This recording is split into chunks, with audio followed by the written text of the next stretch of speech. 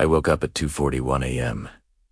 It wasn't a sound that woke me. It was just the feeling of being awake. The air in my room felt wrong, heavy and still, like someone had just been standing there and slipped out right before I opened my eyes. I sat up, my heart pounding a slow, heavy rhythm against my ribs. Everything looked normal.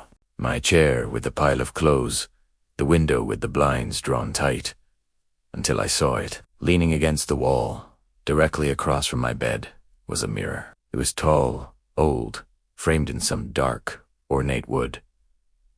The thing is, I don't own a mirror. I must have stared at it for a full minute, frozen, trying to make sense of it. There was nothing in the reflection but me, sitting on the edge of my bed, looking just as confused as I felt. My first thought was a break-in. I got up, my feet cold on the floor, and checked the front door. Locked. The windows. All secured. There were no muddy footprints on the carpet, no signs of forced entry. Just that thing, that mirror, standing in my room like it had always belonged there. I decided to just leave it. Maybe I was sleepwalking. Maybe I bought it at a thrift store and completely forgot. I tried to reason it away and went back to sleep. The next night, it happened again. The clock on my phone read 2:41 a.m. But this time, I couldn't sit up. I couldn't even move a finger. I was completely paralyzed, my eyes wide open, staring at the ceiling. In the very corner of my vision, I could see the mirror, and I saw something move in it. It wasn't me. It couldn't be. I was lying perfectly still.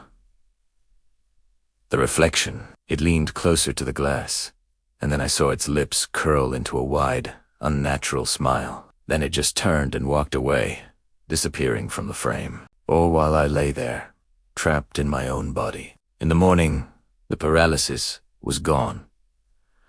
I cautiously checked the mirror. It was still there, but my reflection had filled. Raw end. It blinked, just a fraction of a second before I did. Its movements were slightly out of sync with my own. I raised my hand to wave, a stupid little test. My reflection waved back, and then, slowly, it raised its other hand too. My other hand was still at my side. This wasn't a glitch in my perception.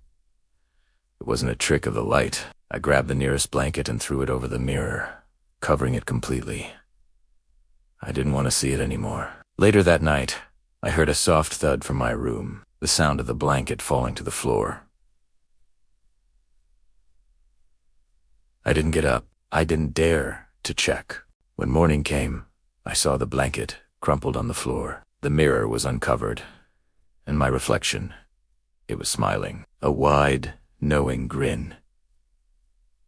Even though my own face was a mask of terror, that was Italiano. I hauled that heavy thing down 3 flights of stairs and threw it into the dumpster. For good measure, I found a large rock and shattered the glass into 1,000 pieces.